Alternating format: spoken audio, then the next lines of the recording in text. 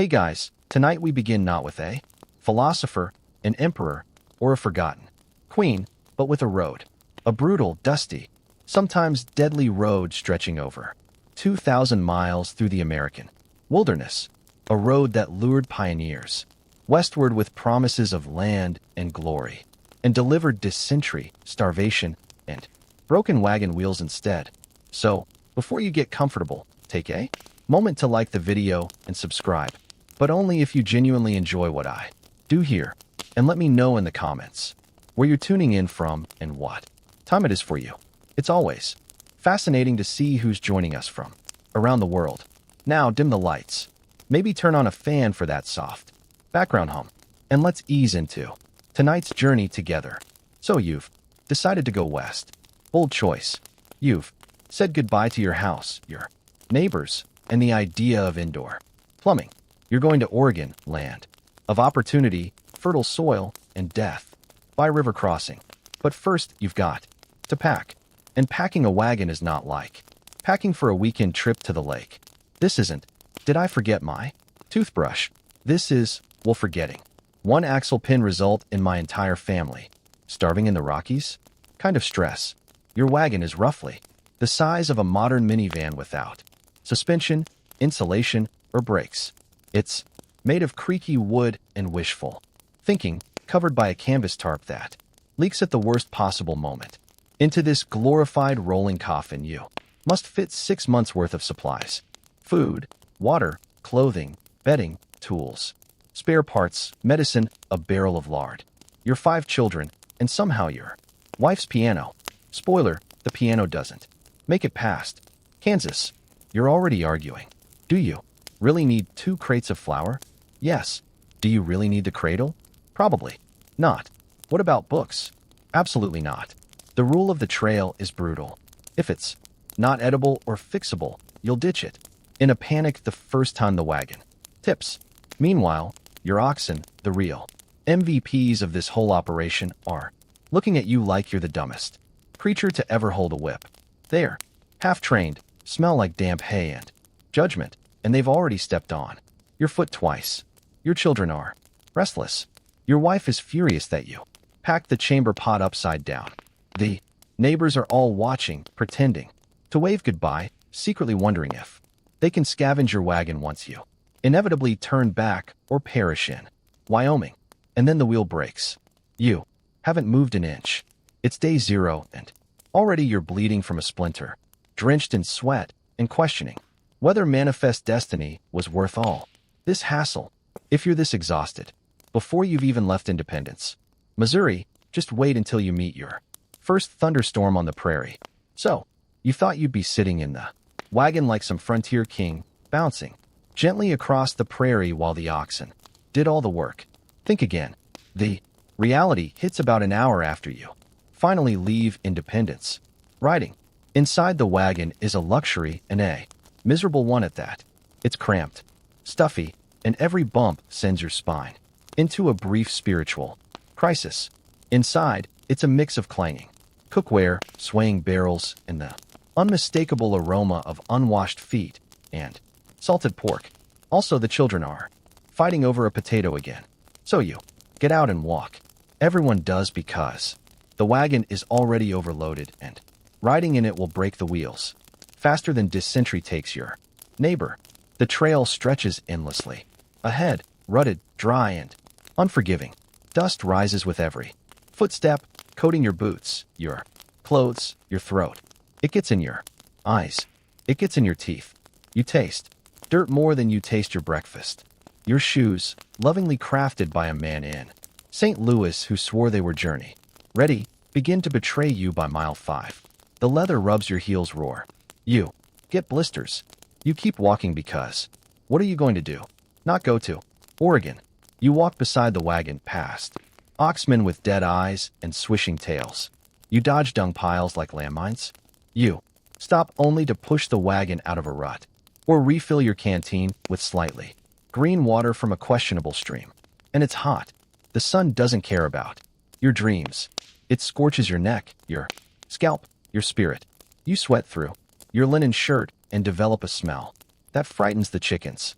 Meanwhile, You try to keep pace with a creature that moves like it's been personally offended by your existence.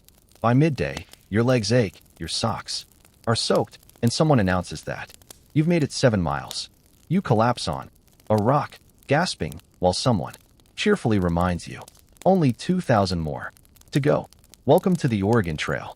You thought it was a road trip. It's actually cardio in hell. Morning breaks on the trail like a slap. You slept on the ground with a rock for a pillow and something suspiciously squishy under your blanket. Probably a beetle. Your back is a road map of aches. Your mouth tastes like wagon grease. And now it's time for breakfast. If you imagine sizzling bacon and eggs over a crackling fire, bless your romantic heart. Reality serves up something closer to a punishment. You get a dented tin plate, a lukewarm scoop of yesterday's beans, and a biscuit that could legally qualify as a building material. The beans are cold. The biscuit is hard. The vibe, desperation garnished with soot. There's no coffee. Let's be clear about that. Coffee is for people with money, storage, space, and hope. What you get is brown water, vaguely warm, filtered through a scrap of cloth that once dried your oxen. It tastes like dirt and dreams. Deferred. Still, you gulp it down, because the alternative is dying of thirst or drinking from that stream. Upstream of the dead mule, someone tries to cheer you up by adding a spoonful of molasses to the beans. It helps, if only slightly. Mostly, it just makes the beans sticky and harder to clean off your fingers. The good news, your hands are already filthy. So what's one more layer of shame? You eat sitting on an overturned bucket while watching your oxen chew cud like they know something you don't. A nearby wagon family argues over whether they should ration the salt, pork, or just eat it all now and die full. Grandma votes for the latter. There's a grim silence between bites. Then the flatulence begins. Salted beans and boiled regret don't digest quietly. A small child begins to cry. Another asks if sugar exists in Oregon. You lie and say yes. Cleanup is just as glamorous. You scrape your plate clean with a stick, rinse it with warm spit or a precious drop of water, and toss it back in the wagon next to the pickled cabbage jar you now deeply resent. And that was the good meal. Lunch, hope. Dinner, if you're lucky, slightly warmer. Regret. So you thought you'd be traveling with noble steeds galloping across the plains, your hair flowing in the wind like some 19th century action hero. Instead, you got oxmen. 4 of them. Thick-necked, slow-hoofed, and about as graceful as a wardrobe on legs. These creatures aren't here to inspire poetry. They're here to drag your 1,600 pounds death wagon across 2,000 m of root misery. And they're not thrilled about it. You named them something cute when you started. Buttercup, Clover, Chestnut, and Hank. Now they go by their true names. Stubborn, flatulent, mostly useless, and Hank, still a jerk. Oxen don't move quickly or at all if they're not in the mood, and they're rarely in the mood. They stand there chewing, slowly, staring into space like they're contemplating the futility of life. You yell, they blink, you wave a stick, they fart. Sometimes they move, but only after you've started walking away in despair. They also don't steer well. They like to wander, usually toward poison plants, wasp nests, or steep drop-offs. It's like their internal compass points toward chaos. You try to correct them, but the yoke's twisted, the reins afraid, and your patience died somewhere back near mile 2, and they're loud, mooing, snorting, groaning. It's like traveling with a quartet of bored trombones. At night, you tie them to a tree and pray they don't wander off, tip the wagon, or plot against you in the moonlight. But here's the kicker. You need them desperately because you're not pulling the wagon. Neither is your 8-year-old son, no matter how enthusiastic he was back in Missouri. Without the oxen, your journey ends right there. So, you feed them, brush them, and apologize after yelling, even though deep down you suspect they enjoy your suffering. And when one goes lame, because of course it does, you limp onward, dragging everything a little slower, a little sadder, praying the next trading post has a spare.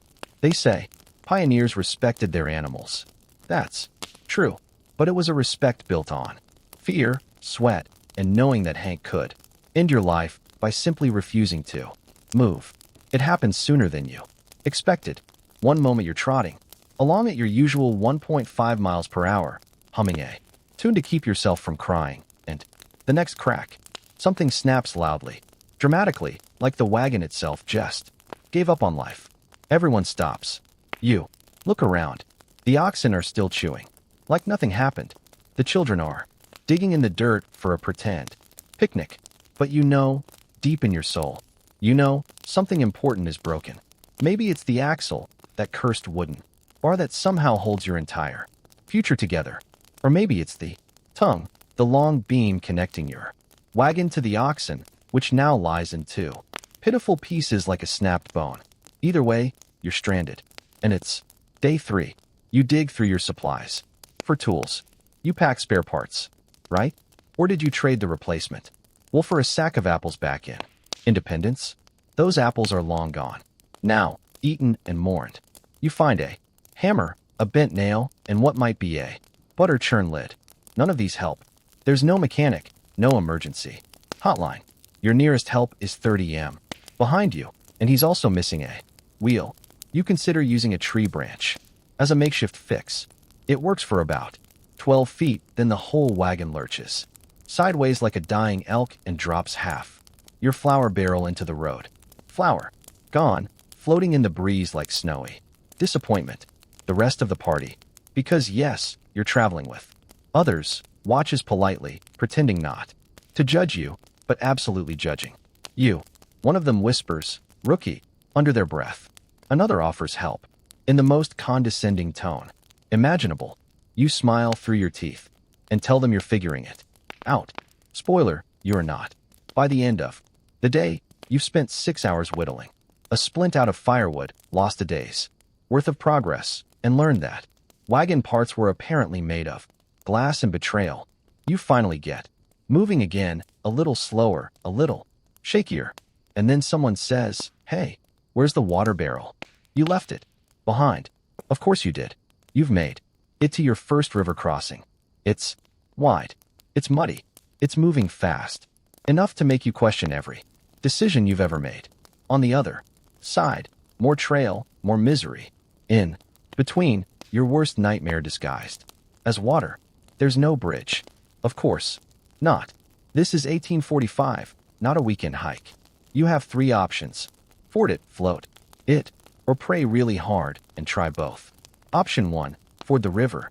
Drive the wagon straight through like you're some kind of frontier Aquaman.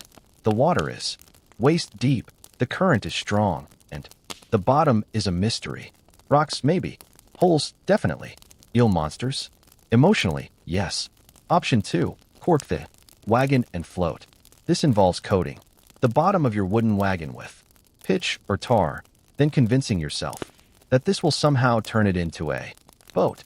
You pile your terrified children into it, load up your food barrels, and push off, hoping it floats and doesn't immediately become an underwater coffin. Option 3, ferry, if you're lucky enough to be near one, and if you can afford it. Some pioneers paid in silver, others in flour. One guy traded a goat. You traded your goat 2 days ago for a hat, so you fought it.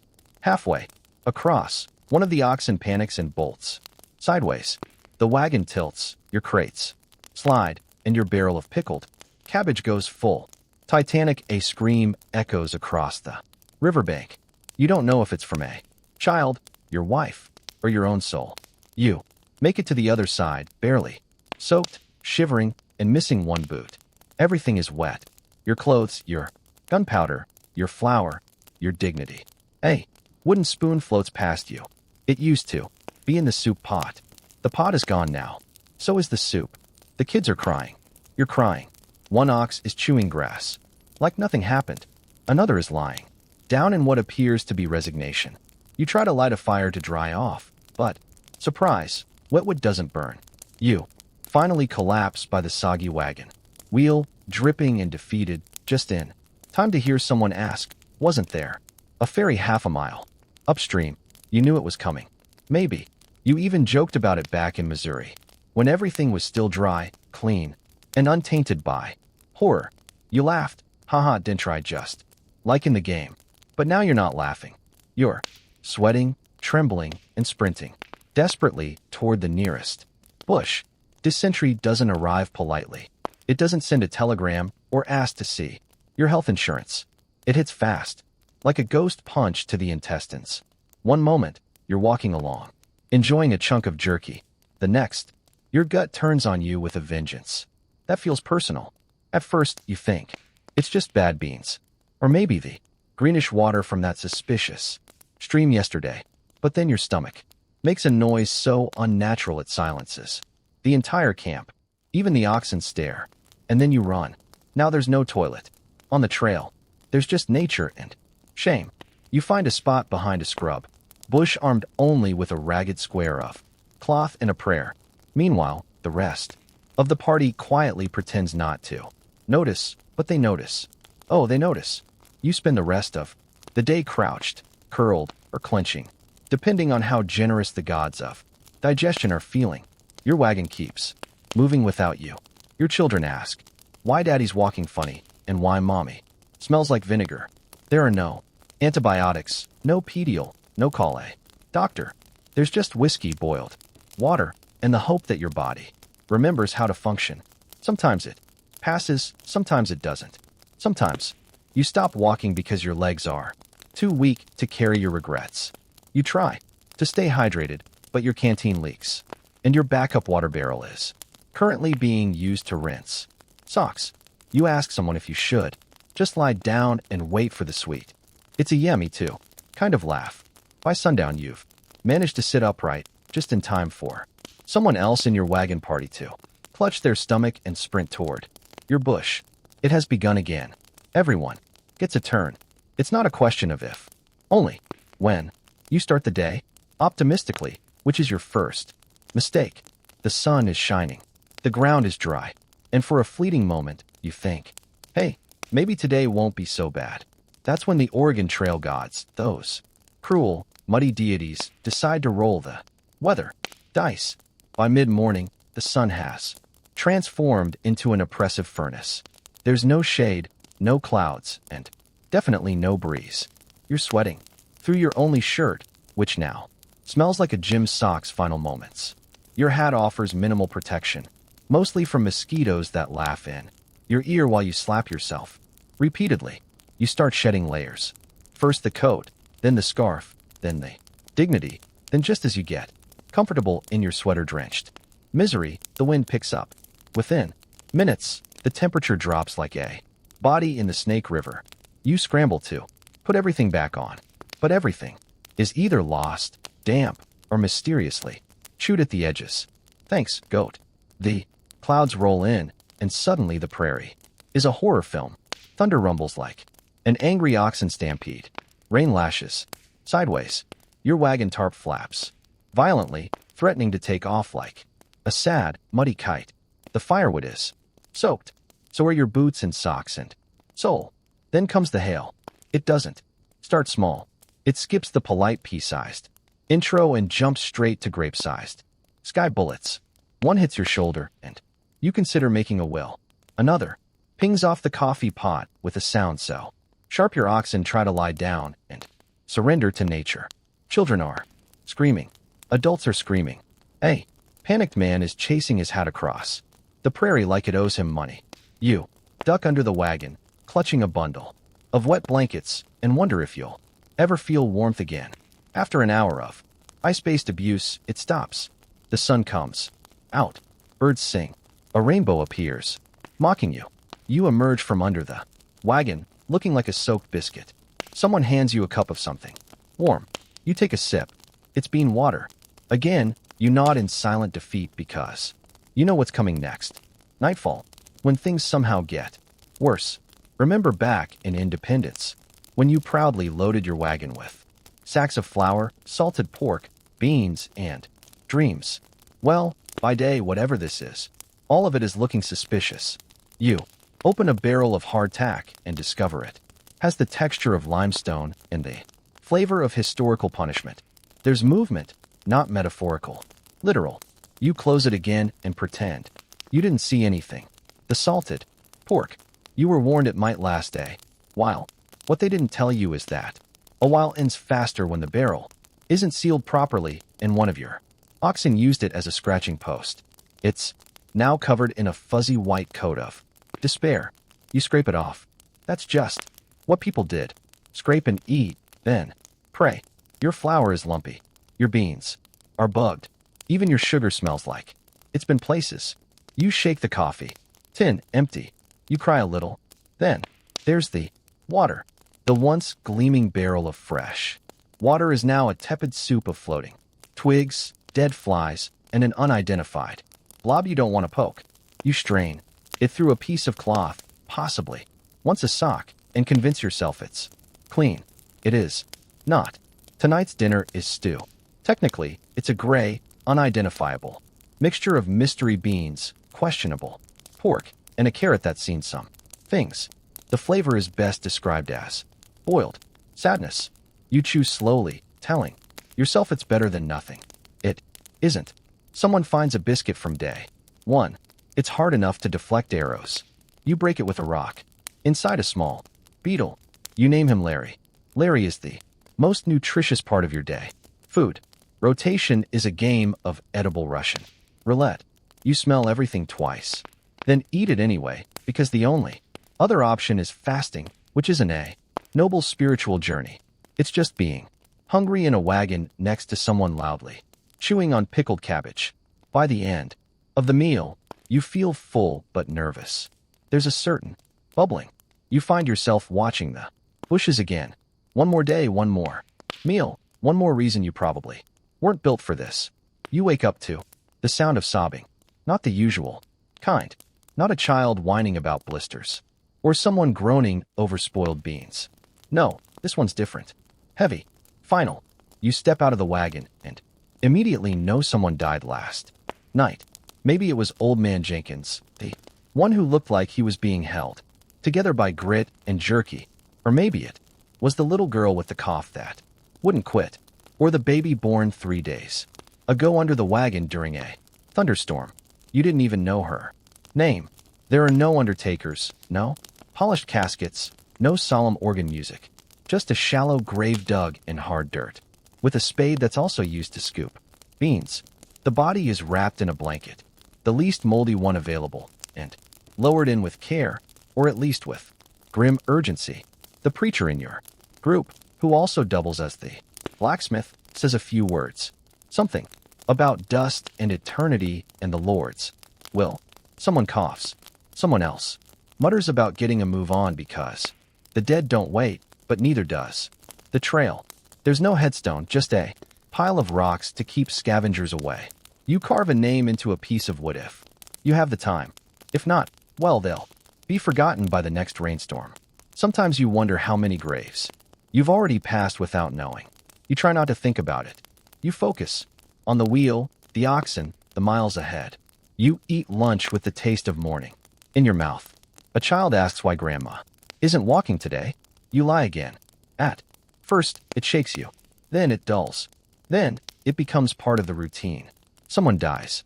You bury them. You move on. Trail statistics tell you this is normal. 1 in 10 never made it. Disease, accidents, childbirth, exhaustion. You were warned. You just didn't think it would be someone you knew. Someone who helped push your wagon out of the mud. Now they're in the ground and the trail keeps pulling forward. Grief on the Oregon Trail has no pause button. By now, you've learned that the Oregon Trail is less rugged, adventure, and more slow-motion breakdown with livestock. But just when you think the worst is behind you, the dysentery, the blisters, the funeral, nature decides to roll out its welcoming committee. First come the coyotes. They howl at night like a middle school flute. Recital, loud, off-key, and deeply unsettling. At first, you think it's wolves. Then, someone explains, no, wolves would be quieter. Coyotes want you to know. They're laughing at you. Comforting. Then there are the snakes. Oh, the snakes. You roll up your bedding one morning and find a guest curled up in the folds, napping like it paid rent. It's a rattler. You scream. It doesn't.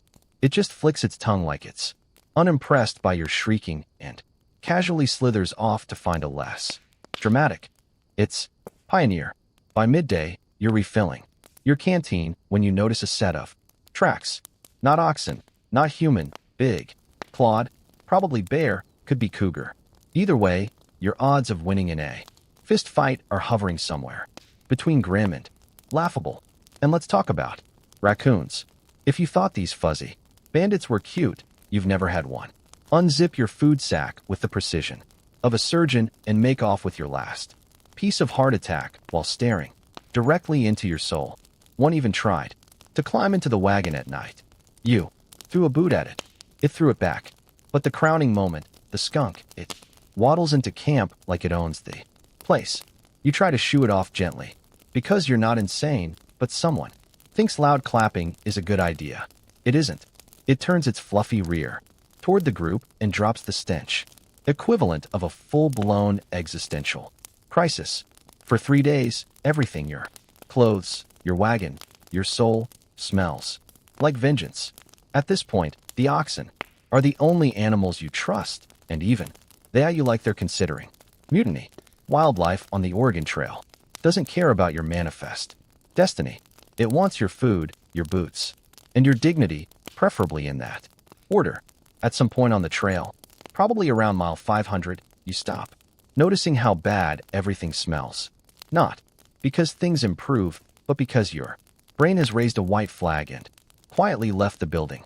Let's be honest, you haven't bathed since Missouri, and even then, it was more of a sponge rub with lukewarm water and half a bar of soap that dissolved the second it touched human skin. Now you're lucky if you get to splash your face with creek water that isn't actively flowing over a dead squirrel. You'd like to change clothes, but the clean ones are buried under 3 crates of flour and a screaming chicken. And even if you could get to them, they're just as filthy. Everything is dusty, sweaty, and vaguely sticky. Your socks have become biohazards. Your boots smell like they're fermenting. And your hair a crunchy monument to trail dust, grease, and hopelessness. If a bird landed in it, you wouldn't even notice. In fact, it might be comforting to have the company you've considered washing. You really have. But that would require water, precious ration water, and using it on your body instead of your oxen is seen as borderline treason. You once suggested taking a dip in a stream, only to be reminded that little Jimmy did that and caught creek rash. Jimmy hasn't been the same since. Toothbrushing. Hilarious. You chew on a twig if you remember. Your breath could legally be declared a weapon. You've scared off a raccoon just by yawning. The wagon itself smells like a traveling compost heap, a mix of unwashed humanity, spoiled bacon grease, damp canvas, and whatever is fermenting in the pickled cabbage barrel, which no one has dared open in 3 days. Every night, you curl up in that mess, wrapped in a damp blanket that may or may not have mold growing on it, and try to pretend you're still a person. By now, no one even comments. Everyone stinks. You pass each other and nod respectfully, not as friends, but as fellow survivors of the Great Oda War. Cleanliness, like comfort and joy, was something you left behind in Missouri, somewhere near the middle of nowhere, possibly Nebraska, possibly limbo. It hits you. Why am I doing this? You don't even remember anymore. Was it the promise of free land, adventure, a cousin in Oregon who wrote one letter before disappearing into a logging accident? You stare out at the endless plains, each one looking exactly like the last, and begin to suspect this was less of a journey and more of a slow, dusty mistake. Your back hurts, your legs ache, your face feels like it's been sandpapered by the wind, and your oxen, who now openly ignore your commands, look healthier than you do. Your fellow travelers are equally unwell. One guy talks to his wagon wheel. Now, your wife hasn't spoken since Kansas except to curse at the firewood. Your children ask if Oregon has real beds and real food, and you answer with the vague confidence of someone who absolutely does not know. You find a flat rock and sit on it, not because you're tired. You are, but because your soul needs a moment to grieve. You used to be someone. You had shoes with soles. You had dreams. Now you have sunburn and a shirt that smells like boiled despair. A tumbleweed rolls past almost mockingly.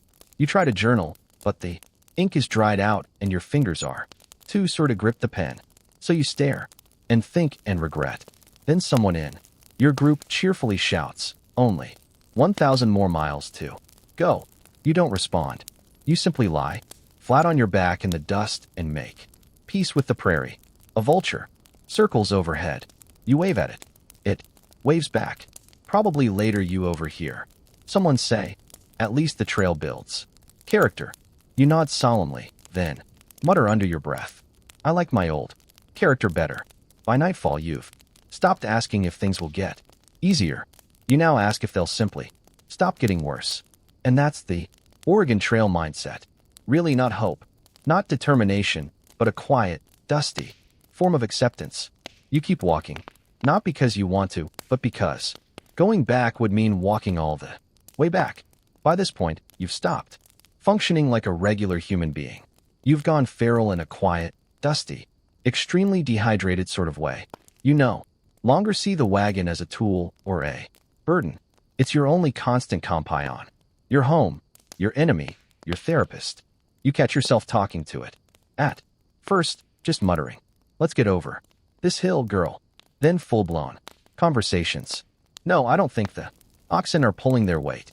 Thank you for noticing." If anyone overhears you, they don't mention it. They've started whispering about you in the same tone people use for a horse with a limp. The wagon doesn't judge you. Unlike the rest of your party, it doesn't ask you where the last barrel of flour went. Spoiler, it tipped into a ravine. It doesn't sigh when you burn dinner again. It just cacks reassuringly. You tell yourself that means it understands. You've personalized it now, given it a name, something sturdy like Clara or Old Mort. You pat it in the mornings. You apologize when a wheel hits a rock too hard.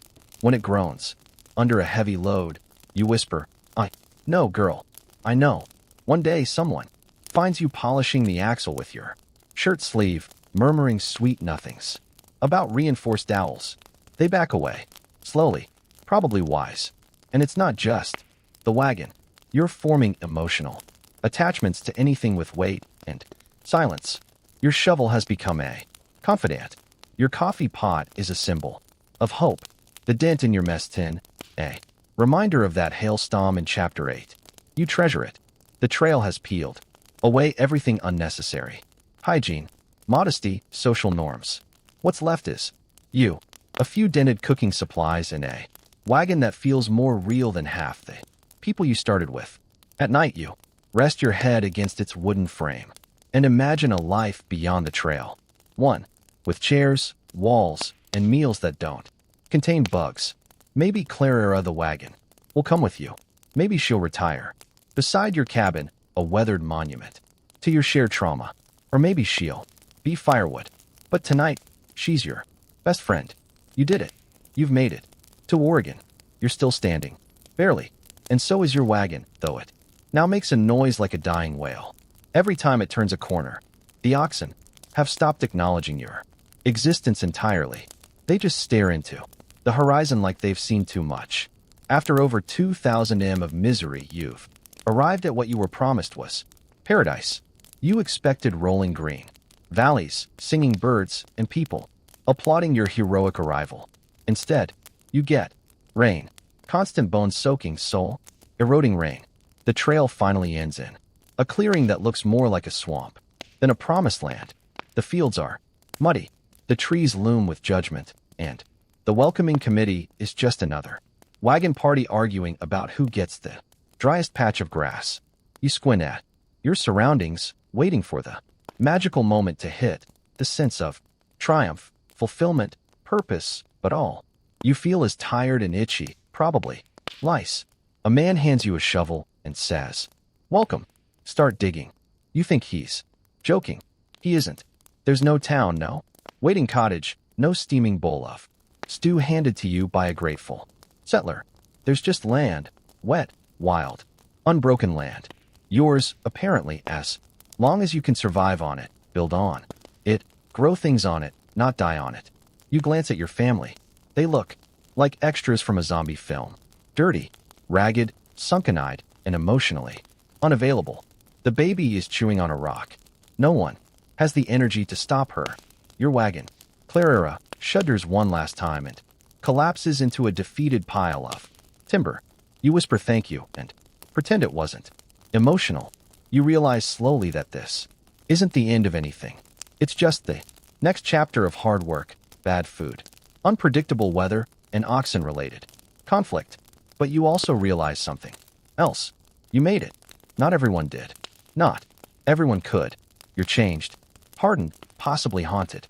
But you survived the Oregon Trail. And if you can do that, well, maybe you really can. Do anything except eat another salted bean. You're done with those. Forever. In the grand theater of ancient politics, Cleopatra Ieth of Egypt didn't just play her part. She rewrote the script. Her liaison with Julius Caesar and later Mark Antony are often romanticized, but beneath the surface, these were cold, calculated alliances, crafted for survival and dominance. When Cleopatra ascended to the throne of Egypt in 31 BC, she wasn't alone. She co-ruled with her younger brother, Ptolemy XIII, as per dynastic tradition.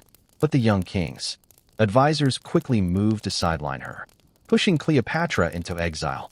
Her response wasn't to rally an army or beg for clemency. It was to ally with the most powerful man in the known world. Cleopatra knew that aligning with Rome meant securing her kingdom's future.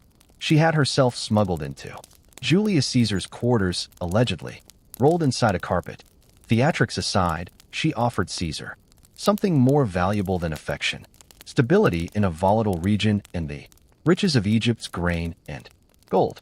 Caesar, embroiled in his own civil war back home, saw the utility.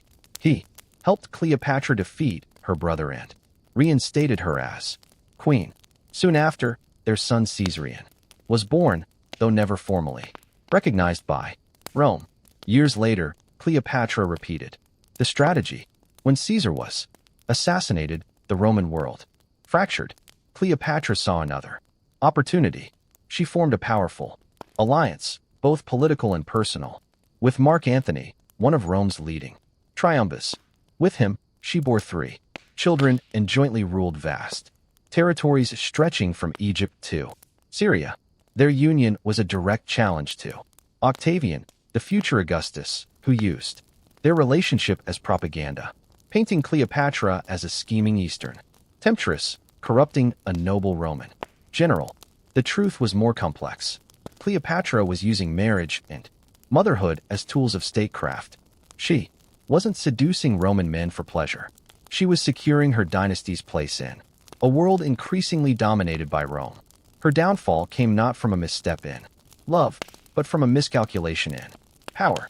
When Antony and Cleopatra were defeated at the Battle of Actium, it wasn't just the end of a romance. It was the collapse of a diplomatic strategy, centuries in the making. Cleopatra's life proves that in the ancient world, marriage wasn't about love. It was about leverage. Before Cleopatra wielded marriage like a weapon, another queen had already demonstrated its power. Olympus, mother of Alexander the Great, born into the ruling house of Papyrus. Olympus was married off to King Philip II of Macedon as part of a strategic alliance. On the surface, it was a classic dynastic union. But Olympus wasn't content to be a pawn. She played the long game. Philip II had no shortage of wives. His marriages were almost entirely political, each one crafted to secure loyalty from various tribal regions around Macedon. Olympia stood out not only because she was the mother of his heir, but because she was fiercely intelligent, deeply religious, and politically astute. She was initiated into the cult of Dionysus, and rumors swirled that she slept with serpents and claimed divine ancestry for her son. When Philip began taking other wives, tensions boiled over. One of his later marriages to a young Macedonian noblewoman threatened Olympus's status and Alexander's legitimacy. Olympus was exiled, and Alexander distanced himself from court life. But then came the shocking assassination of Philip at his daughter's wedding, a killing many believed Olympus orchestrated. With Philip dead, she returned to court not as a widow but as a queen regent. Her son Alexander became king at just 20. While he was off conquering Persia, Olympus stayed behind, fiercely protecting his throne. She eliminated political threats, outmaneuvered rival factions, and executed anyone who questioned her authority. She wasn't content with ceremonial power. She exercised real, often brutal control. What makes Olympus remarkable is that her marriage wasn't the end of her political journey. It was the beginning. She used her position as Philip's queen to birth a future conqueror and then manipulated that status to wield power independently. Even after Alexander's death, she continued to scheme, trying to preserve her grandson's inheritance amid the chaos of the successor wars. Ultimately, her enemies caught up with her, and she was executed in a power grab. Still, her legacy endures. Olympus proved that royal women could be more than passive political tokens. In fact, they could be architects of empire. Her story laid the blueprint for queens like Cleopatra, who learned that in the ancient world, power often wore a wedding veil, while Olympus and Cleopatra used marriage to gain or maintain power in volatile regions. Livia Drusilla mastered a different game. Long-term imperial influence from within Rome's most powerful family. Her marriage to Octavian, who would become Augustus, Rome's first emperor, was not just a love match. It was a calculated merger of prestige, wealth, and dynastic ambition. Livia was already married and pregnant when she first met Octavian. That didn't stop him.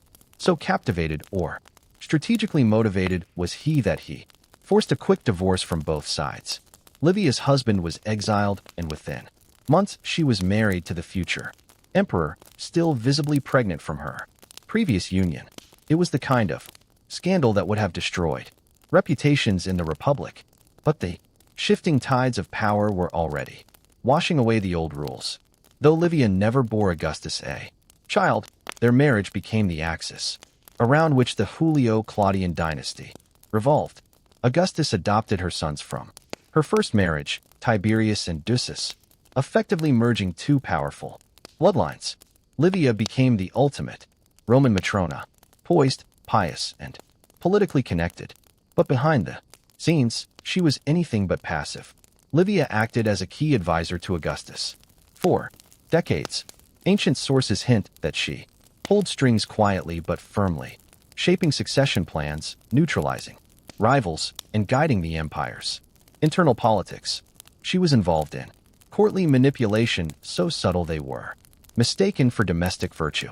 Tacitus, not one to hold back his cynicism, later accused her of poisoning rivals, including potential heirs, to ensure that her son, Tiberius, would eventually become emperor. Whether that's true or not is beside the point. What matters is that Roman historians even believed she could have done it. That alone speaks volumes about her power. When Augustus died, he left Livia not only immense wealth, but also political authority. She was granted the title Augusta and worshipped in temples, a privilege typically reserved for deities.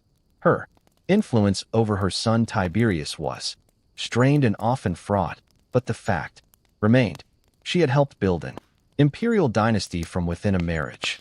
Livia's story reveals how Roman women, despite lacking official political office, could wield dynastic power through the institution of marriage.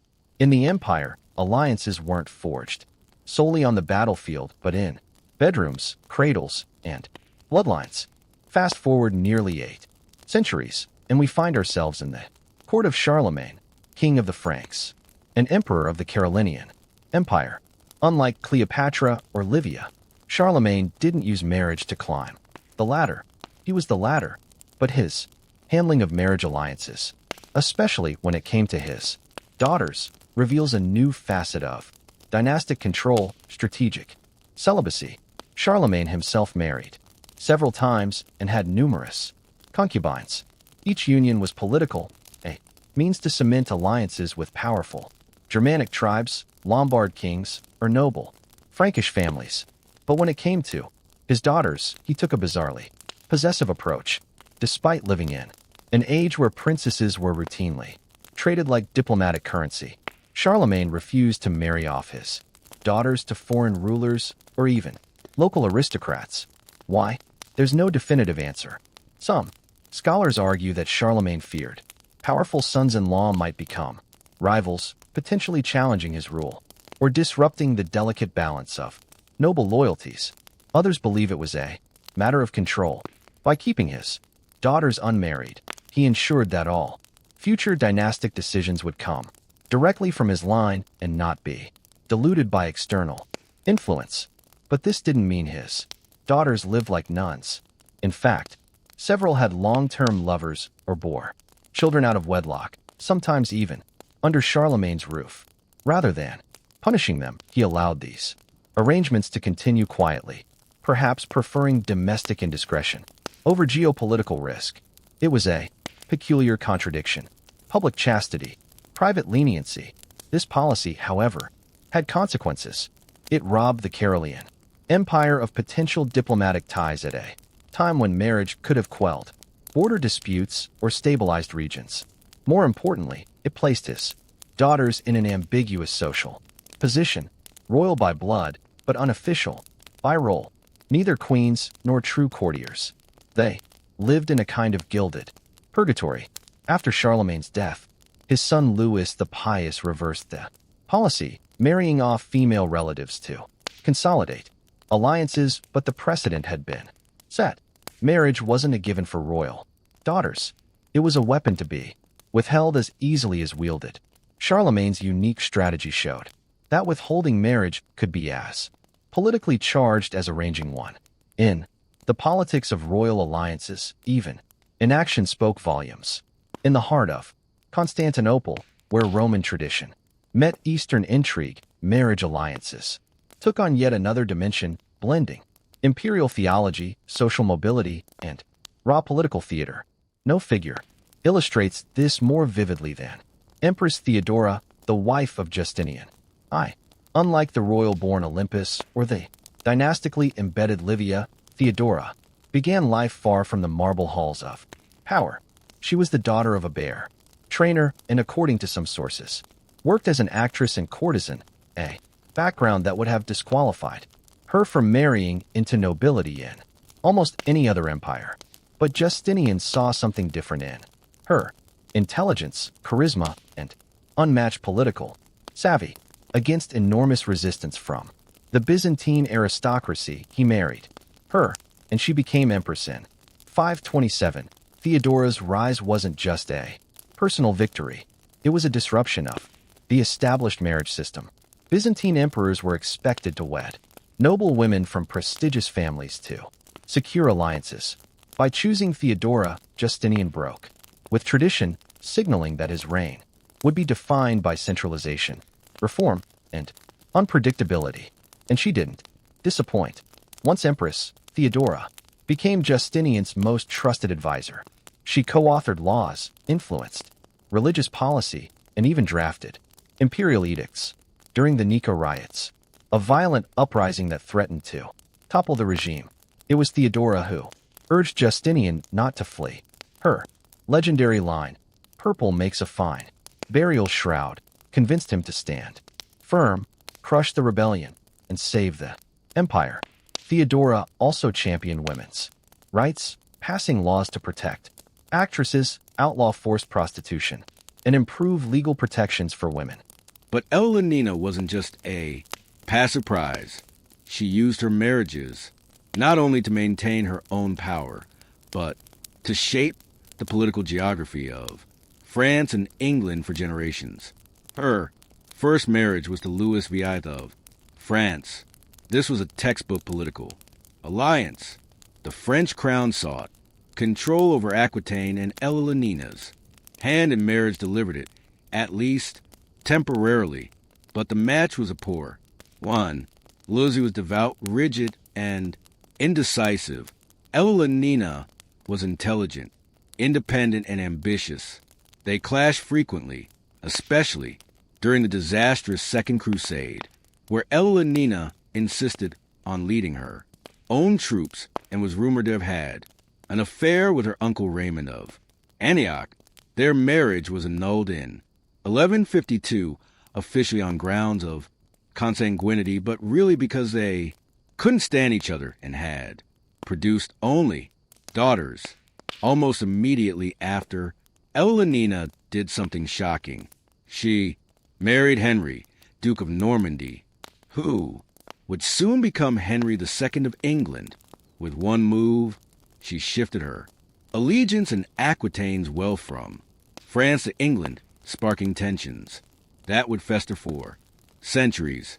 As Queen of England, Ella Nina bore 8 children, including Richard the Lionheart and King John, but her influence wasn't confined to childbearing. She actively participated in governance, helped administer territories, and even led a rebellion against Henry when their marriage soured. For 15 years, she was imprisoned, proof of her political danger. Upon Henry's death, Ella Nina reemerged as a formidable power broker. She negotiated Richard's release from captivity, arranged dynastic marriages across Europe, and governed England in his absence. Her webs of alliances, carefully spun through both blood and betrothal, extended from Sicily to Castile. Ella Nina's marriages weren't merely personal choices or noble duties. They were tectonic shifts in medieval geopolitics. Her unions created and destroyed empires, redefined loyalty, and proved that one woman, properly positioned, could redraw the map of Europe. In Eleanor, the politics of marriage reached a new level, not just in forging empires, but in mastering them. No dynasty perfected the art of political marriage quite like the Habsburgs. From the late Middle Ages into the modern era, the sprawling European family expanded its power, not through bloodshed, but by strategically marrying into every royal house worth courting. Their motto might as well have been, "Why fight when you can wed your way to domination?" At the heart of this strategy was Maximilian I, Holy Roman Emperor in the late 15th century. His marriage to Mary of Burgundy in 1477 brought the wealthy and rebellious Burgundian territories under Habsburg control, an acquisition that gave his family a foothold in Western Europe and made the French nervous for centuries. But Maximilian's most powerful move was, on behalf of his children, his son, Philip the Handsome married Joanna of Castile, heir to the combined Spanish kingdoms of Aragon and Castile. This union produced Charles V, arguably the most powerful man in 16th century Europe. Charles inherited Spain, the Netherlands, Austria, and parts of Italy, not by conquest, but by virtue of these carefully arranged unions. He even ruled lands in the Americas, all thanks to paperwork, not warfare. The Habsburgs took this strategy to near absurd levels. They were infamous for marrying cousins, nieces, and even uncles to nieces in a relentless effort to keep power within the family. It worked until it didn't. Generations of inbreeding led to health problems, most famously embodied in Charles II of Spain, who was physically and mentally debilitated due to centuries of narrow gene pools. Still, the political dividends were undeniable. The Habsburgs controlled thrones in Spain, Austria, Bohemia, Hungary, and even parts of Italy in the New World, all without fielding massive armies. Their empire was held together by rings, not swords. However, the reliance on marital diplomacy came with risks. If a marriage failed to produce heirs or produced the wrong kind, it could unravel decades of careful planning. Succession crises were frequent, and wars still broke out when rival claimants emerged from within the same bloodline. The Habsburgs demonstrated that marriage wasn't just one tool in the diplomatic toolbox. It was a toolbox. In the early modern world, no bullets flew before betrothals were tried. And for centuries, the Habsburgs proved that wedding bells could echo louder than war. Drums. Catherine de' Medici didn't just marry into power. She manipulated it with surgical precision during one of Europe's most turbulent eras. Born into the immensely wealthy Medici banking dynasty in 1519, Catherine was married off at 14 to Henry, Duke of Orleans, the future king, Henry II of France. The match was arranged to solidify ties between the powerful papacy and the French crown, a classic case of political bookkeeping, disguised as matrimony. At first, Catherine seemed sidelined. Her husband openly favored his mistress Diane. Duetier, and for years Catherine failed to produce an heir. But when Henry ascended the throne and eventually died from a jousting accident, everything changed. Catherine became queen mother to 3 successive kings, Francis II, Charles I IX, and Henry III. All were too young or too weak to rule independently, so Catherine did it for them amid growing conflict between French Catholics and Huguenot Protestants. Catherine turned to marriage as a political scalpel. Her most controversial move came in 1572 when she orchestrated the marriage of her daughter Marguerite Devil to the Protestant Prince Henry of Navarre. The goal was to bring peace to a fractured kingdom through a symbolic union. Instead, the marriage detonated one of the bloodiest episodes in French history. Days after the wedding, Catholic mobs unleashed a massacre on Huguenot guests in what became known as the St. Bartholomew's Day Massacre. Thousands were slaughtered, and Catherine was accused then and now of engineering the entire ambush. Whether she ordered the killings directly remains debated, but she certainly used the marriage to lure Protestant leaders into a vulnerable position. Even after the carnage, Catherine, but Evelina wasn't just a passive prize. She used her marriages not only to maintain her own power, but to shape the political geography of France and England for generations. Her first marriage was to Louis VI of France. This was a textbook political alliance. The French crown sought control over Aquitaine, and Evelina's hand in marriage delivered it, at least temporarily. But the match was a poor one. Louis was devout, rigid, and indecisive. Evelina was intelligent, independent, and ambitious. They clashed frequently, especially during the disastrous Second Crusade, where Evelina insisted on leading her own troops and was rumored to have had an affair with her uncle Raymond of Antioch. Their marriage was annulled in 1152, officially on grounds of consanguinity, but really because they couldn't stand each other and had produced only daughters. Almost immediately after, Evelina did something shocking. She married Henry, Duke of Normandy, who would soon become Henry II of England. With one move, she shifted her allegiance and Aquitaine's wealth from France to England, sparking tensions that would fester for centuries. As Queen of England, Evelina bore 8 children, including Richard the Lionheart and King John, but her influence wasn't confined to childbearing. She actively participated in governance, helped administer territories, and even led a rebellion against Henry when their marriage soured. For 15 years, she was imprisoned, proof of her political danger. Upon Henry's death, Evelina re-emerged as a formidable power broker. She negotiated Richard's release from captivity, arranged dynastic marriages across Europe, and governed England in his absence.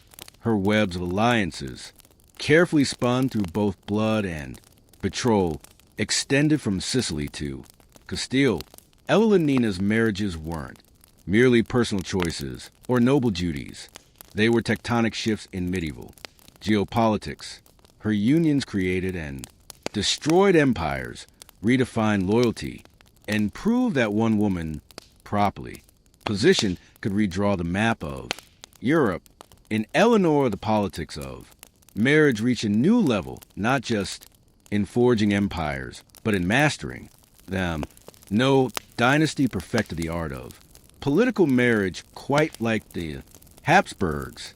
From the late Middle Ages into the modern era, the sprawling European family expanded its power, not through bloodshed, but by strategically marrying into every royal house worth courting.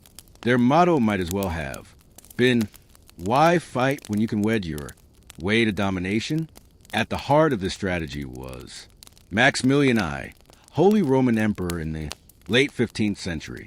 His marriage to Mary of Burgundy in 1477 brought the wealthy and rebellious Burgundian territories under Habsburg control, an acquisition that gave his family a foothold in Western Europe and made the French nervous for centuries. But Maximilian's most powerful move was, on behalf of his children, his son, Philip the Handsome married Joanna of Castile, heir to the combined Spanish kingdoms of Aragon and Castile. This union produced Charles V, arguably the most powerful man in 16th century Europe. Charles inherited Spain, the Netherlands, Austria, and parts of Italy, not by conquest, but by virtue of these carefully arranged unions. He even ruled lands in the Americas, all thanks to paperwork, not warfare. The Habsburgs took this strategy to near absurd levels. They were infamous for marrying cousins, nieces, and even uncles to nieces in a relentless effort to keep power within the family. It worked until it didn't. Generations of inbreeding led to health problems, most famously embodied in Charles II of Spain, who was physically and mentally debilitated due to centuries of narrow gene pools. Still, the political dividends were undeniable. The Habsburgs controlled thrones in Spain, Austria, Bohemia, Hungary, and even parts of Italy in the New World, all without fielding massive armies. Their empire was held together by rings, not swords. However, the reliance on marital diplomacy came with risks.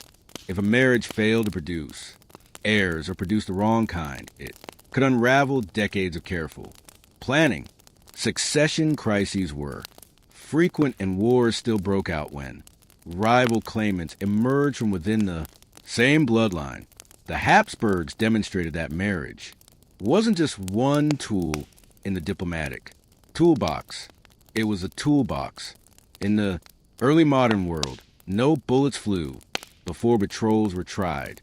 And for centuries, the Habsburgs proved that wedding bells could echo louder than war drums. Catherine de' Medici didn't just marry into power. She manipulated it with surgical precision during one of Europe's most turbulent eras.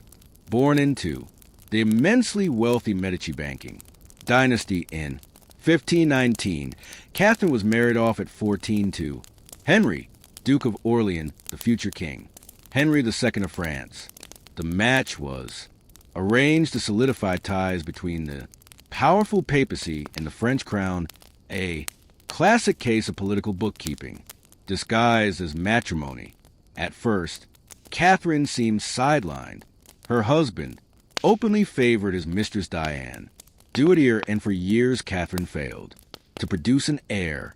But when Henry ascended the throne and eventually died from a jousting accident, everything changed. Catherine became queen mother to 3 successive kings, Francis II, Charles I IX, and Henry III. All were too young or too weak to rule independently, so Catherine did it for them amid growing conflict between French Catholics and Huguenot Protestants, Catherine turned to marriage as a political scalpel. Her most controversial move came in 1572 when she orchestrated the marriage of her daughter Marguerite Devil to the Protestant Prince Henry of Navarre. The goal was to bring peace to a fractured kingdom through a symbolic union. Instead, the marriage detonated, one of the bloodiest episodes in French history. Days after the wedding, Catholic mobs unleashed a massacre on Huguenot guests in what became known as the St. Bartholomew's Day Massacre. Thousands were slaughtered, and Catherine was accused then and now of engineering the entire ambush. Whether she ordered the killings directly remains debated, but she certainly used the marriage to lure Protestant leaders into a vulnerable position. Even after the carnage, Catherine didn't abandon her marriage. Games.